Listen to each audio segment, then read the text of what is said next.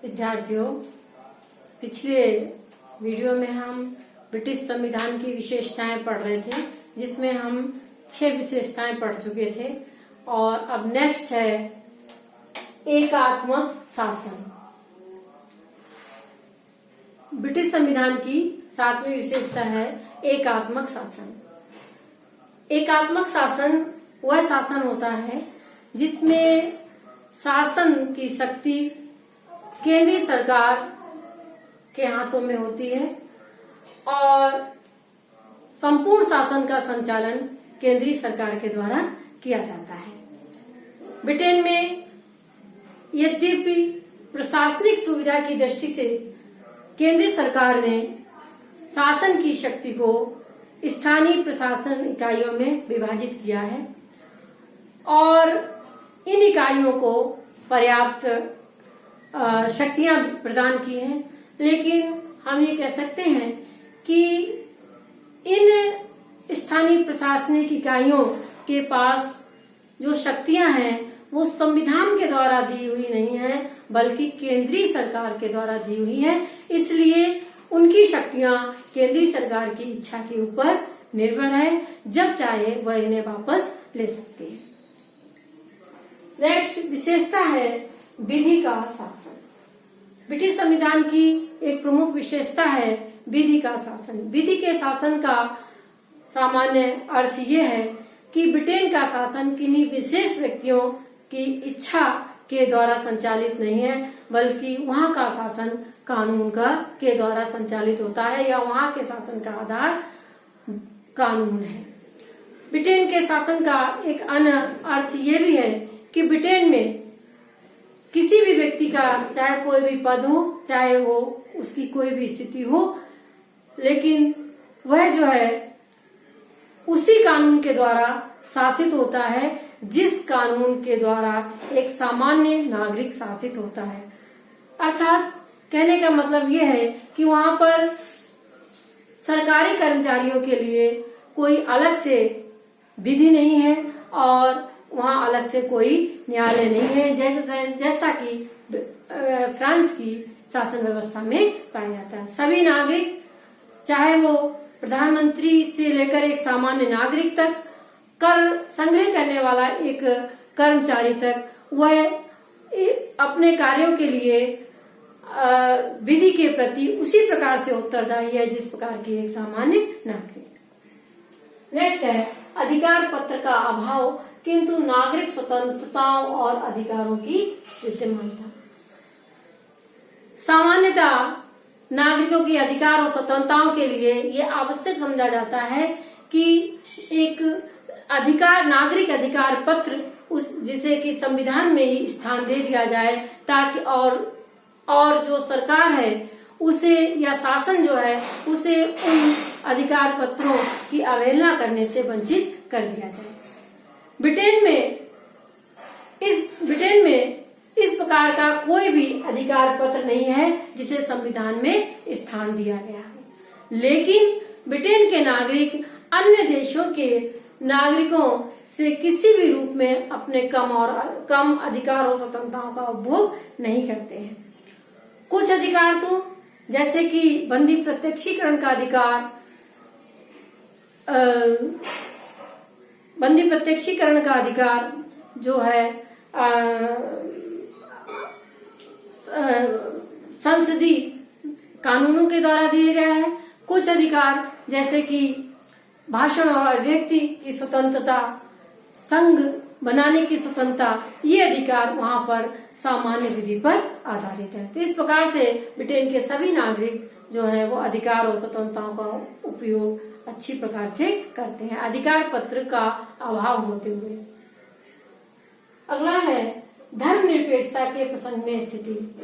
ये विवाद का विषय है कि ब्रिटेन में धर्मनिरपेक्षता का सिद्धांत पाया जाता है या नहीं, क्योंकि सैद्धांतिक रूप से ब्रिटेन में का जो सम्राट है उसके लिए आवश्यक योग्यता है कि वो प्रोटेस्टेंट धर्मावलंबी हो, उसका होना आवश्यक है।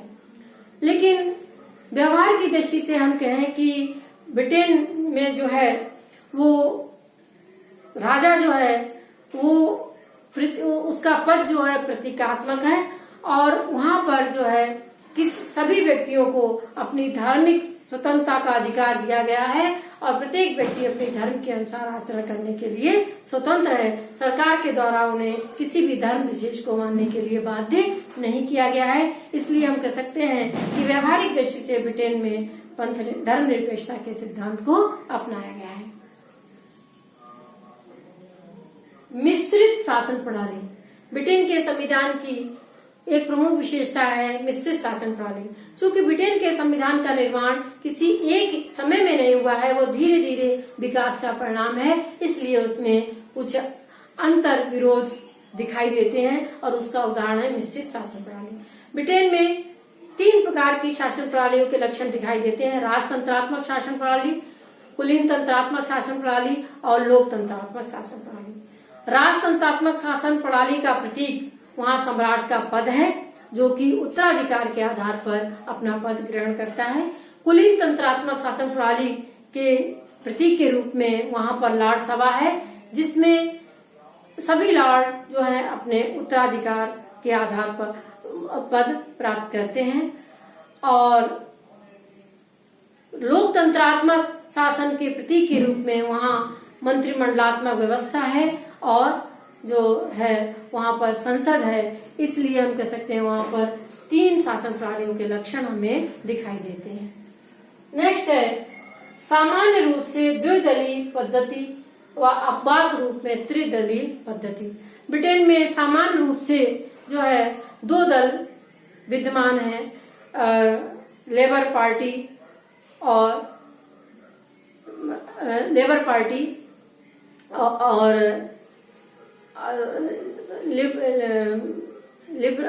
ब्रिटेन में 2 दलीय पद्धति है, जिसका आशय है कि राजनीतिक गठन की दृष्टि से दलों की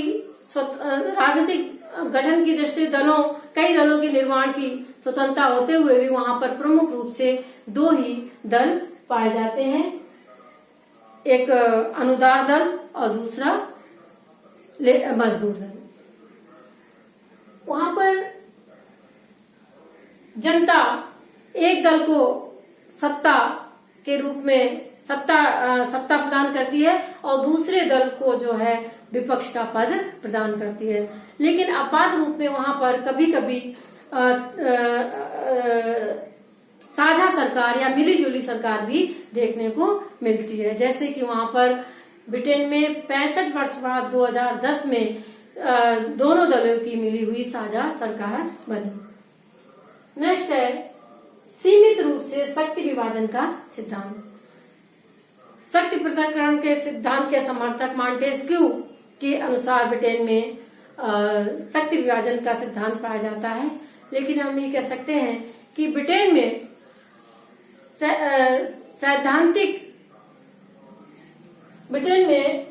शक्ति विभाजन का सिद्धांत सीमित रूप में पाया जाता है। क्यों? क्योंकि वहां पर संस्थात्मक व्यवस्था को अपनाया गया है और संस्थात्मक व्यवस्था में कार्यपालिका और विधायिका में घनिष्ठ संबंध पाया जाता है। और इस प्रकार से हम कह सकते हैं कि ब्रिटेन में शक्ति विभाजन का सिद्धांत उत्तरदायित्व के केंद्रीकरण के साथ शक्ति विभाजन का सिद्धांत पाया जाता है, क्योंकि मंत्रिमंडल में कार्यपालिका और संसद दोनों का जो है हमें मेल दिखाई देता है, इसलिए सीमित रूप में शक्ति विभाजन का सिद्धांत पाया जाता है। न्यायपालिका का कार्यपालिका से पृथक्करण। ब्रिटेन में संवैधानिक सुधार कानून 2005 से पूर्व जो है वहां पर कार्यपालिका, विधायिका और न्यायपालिका तीनों में सामंजस्य पाया जाता था, क्योंकि ब्रिटेन में संसद के द्वितीय सदन लॉर्ड सभा का जो अध्यक्ष लॉर्ड चांसलर था वो कार्यपालिका, विधायिका और न्यायपालिका तीनों का सदस्य हुआ करता था। तो कार्यपालिका, इसलिए हम कह सकते हैं कि वहां पर न्यायपालिका कार्यपालिका और विधायिका से पृथक नहीं थी। लेकिन 2005 के संवैधानिक सुधार कानून के द्वारा अब ये घोषित कर दिया गया है कि लॉर्ड चांसलर जो है अब जो है न्यायपालिका का सदस्य नहीं है, और इस प्रकार से जो है वहां पर एक ब्रिटेन में एक सर्वोच्च न्यायालय की स्थापना कर दी गई है और अन्य अधीनस्थ न्यायालयों की स्थापना कर दी गई है। इस प्रकार से अब न्यायपालिका जो है वो कार्यपालिका और विधायिका से स्वतंत्र रहकर काम करती है, या हम कह सकते हैं कि कार्यपालिका और न्यायपालिका से कार्यपालिका और विधायिका से न्यायपालिका स्वतंत्र है।